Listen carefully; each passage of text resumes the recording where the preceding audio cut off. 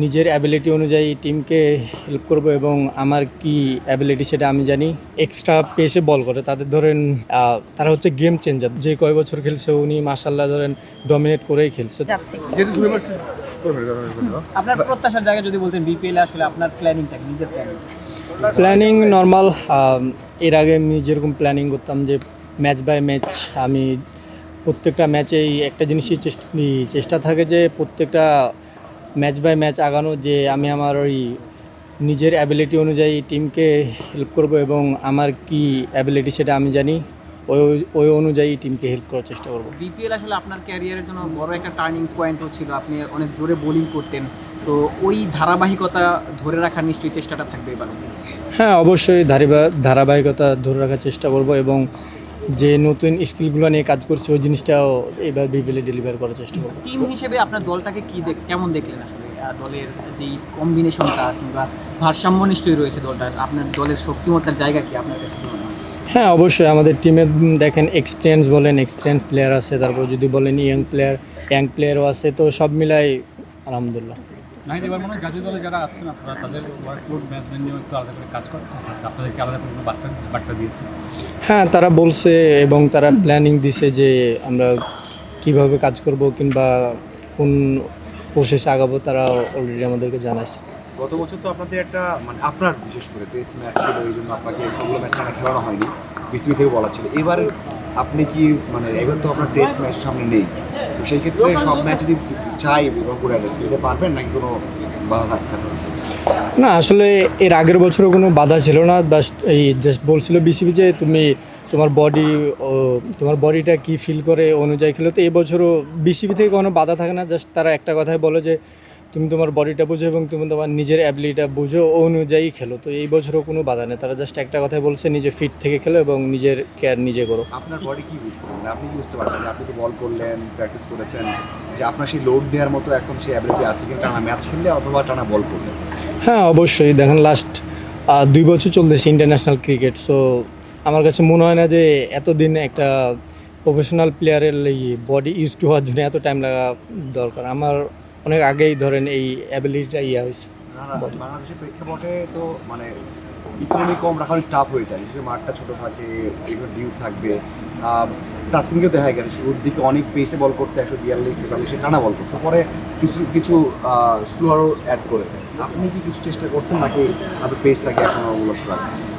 অবশ্যই আপনি যেটা শুরুতে বললেন যে পেস, আসলে দেখেন যারা এক্সট্রা পেসে বল করে তাদের ধরেন তারা হচ্ছে গেম চেঞ্জার। ধরেন কখনো এসে ধরেন দেখবেন যে এমন একটা ম্যাচ জিতে দিয়েছে যেটা আনএক্সপেক্টেড ম্যাচ সে জিতাই দিয়েছে, আবার এমনও সময় আসবে দেখবেন যে ধরেন অনেক রান দিছে। তো যারা এক্সপ্রেস পেস তাদের ধরেন ইকোনমিটা অনেক সময় হাই থাকে, যেহেতু ধরেন বাউন্ডারি, আপনি বলেন বাউন্ডারি শট, আমি এই জিনিসটা কখনো ধরেন ভাবি না যে বাউন্ডারি শট কিংবা বড়। আমি জাস্ট চেষ্টা করি একটা জিনিসই যে কেমনে আমি আমার লাইন লেন্থ এবং বেসিকে থেকে বোলিং করার চেষ্টা করি। মুস্তাফিজের সাথে জুটি বেঁধে বোলিং করবেন, ন্যাশনাল টিমেও করেন, আসলে এটা আপনাদের এই দলের জন্য কতটা শক্তিশালী একটা জায়গা হবে, কীভাবে দেখছেন বিষয়টা? অবশ্যই দেন, ফিজ ভাইয়ের মতো ওয়ার্ল্ডে বলার খুব কমই আছে এবং ধরেন ওয়ার্ল্ড ক্রিকেটে উনি ডমিনেট করেই খেলতেছে। যে কয় বছর খেলছে উনি মাশাল্লাহ ধরেন ডমিনেট করেই খেলছে। তো অবশ্যই ওনার সাথে খেলতে পারাটা, ন্যাশনাল টিমে খেলছে এবং ফ্র্যাঞ্চাইজি লিগে একসাথে খেলতে পারা, এটা আমার কাছে অনেক সৌভাগ্যের এবং অনেক কিছু শেখার আছে। টিম উইন তো মাস্ট আগে থাকবে, বাট প্রত্যেকেরই তো পার্সোনাল গোল থাকে। আপনার নিশ্চয়ই গোল আছে বিপিএলে, এরপরেই বিশ্বকাপের স্কোয়াডটাকে একটা গোল কিনা বিপিএলকে। আসলে বিশ্বকাপ তো ধরেন বিপিএলের পরে, তো আমি অত দূর চিন্তা করতেছি না। আমি চেষ্টা করতেছি আপাতত রংপুর রাইডার্সের হয়ে কেমনে রংপুর রাইডার্সকে ম্যাচ জিতাবো এবং রংপুর রাইডার্সের জন্য কতটুকু কন্ট্রিবিউট করতে পারবো। আপনার ব্যক্তিগত টার্গেটটা কি থাকবে, যে আসলে নিজেকে কোন জায়গায় দেখতে চান আসর শেষে? বিপিএল শেষে নাকি ক্যারিয়ার শেষে বিপিএল এর আসলে কোন জায়গায় মানে কত উইকেট বা কিছু, মানে টপ উইকেট শিকারের দিকে নজর থাকবে কিনা? না, আমার একটাই চেষ্টা থাকে যে আমি কেমনে আমার টিমকে ম্যাচ জিতাবো। আমার সবসময় মাথায় এটা থাকে যে আমি আমার টিমকে ম্যাচ জিতাবো। আমার এরকম পার্সোনাল কোনো গোল থাকে না যে আমি হাইস্ট উইকেট টেকার হবো। আমার আমি দেশের হয়ে খেললে আমার মাথায় এটা থাকে যদি আমি এই 2 উইকেট নিয়ে ভাইটাল মোমেন্টে ম্যাচ জিতাতে পারি আমি হ্যাপি। যদি আমার কাছে মনে হয় যে আমি উইকেট না পেয়ে টিমকে ম্যাচ জিতাতে পারি তা আমি হ্যাপি। কথা বলছিলেন, মানে ধারণা যদি কি স্কিল যোগ করছেন বা দেখা যেতে পারে। আমি চেষ্টা করতেছিলাম এই পারফেক্ট ইয়র্কার স্লোয়ার T20 যে জিনিসগুলো স্পেশালি ডেতে সময় লাগে ওই জিনিসগুলোই চেষ্টা করতেছি। রানা একটা প্রশ্ন রানা মানে ড্রেসিং রুম খুব ইম্পর্টেন্ট ভালো করার জন্য।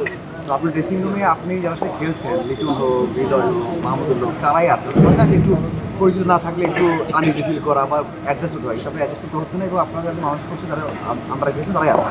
এটা কি আপনার হেল্পফুল হবে কিনা যে মানে একদম ক্লোজ ফ্যামিলি পাচ্ছেন, ভালো ফ্যামিলি আছে? হ্যাঁ অবশ্যই, ওনাদের সাথে তো অনেক দিতে খেলতেছি। আর যেটা আপনি বললেন যে সবার সাথে ধরেন মানায় না, এই জিনিসটা আসলে যখন থেকে ক্রিকেট খেলা শুরু করছি তারপরে ধরেন বাইরের দেশে ফ্র্যাঞ্চাইজি খেলতে গেছি, এই জিনিসটা এখন নর্মাল। কারণ বাইরের দেশে যারা খেলতে আসে তো ওদের সাথে নর্মালি ধরেন যখন বাংলাদেশের হয়ে খেলতে যায় তখন অটোমেটিক বিপরীত টিমে এগেনস্ট টিমে তারা খেলে, তো সেরকম কোনো ডিফারেন্ট মনে হয় না।